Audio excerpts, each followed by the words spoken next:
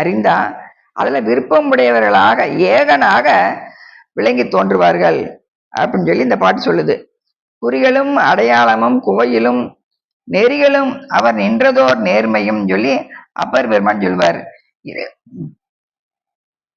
இறைவனுடைய அடையாளம் குறி இதெல்லாம் அவர் என்ன சொல்றாருங்கிறத உணர்ந்து நம்ம அனுபவிக்கணுங்கிறத. அப்படி அனுபவிக்கிறவங்க பரஞானத்தையே, இந்த பரஞானத்தால் இறைவனுடைய திருஞானத்தால் பரத்தை தரிசிப்போர் பரமே பார்த்திருப்பார், பதார்த்தங்கள் பாரார் அப்படின்னு சொல்லுவார். அதாவது பதார்த்தங்கள் என்பது உலக பொருட்கள். அந்த உலக பொருட்கள் நாட்டம் இல்லாம சிவபெருமான் மீதே நாட்டம் கொண்டு அவரையே பார்த்திருப்பாங்க அப்படின்னு சொல்றாரு.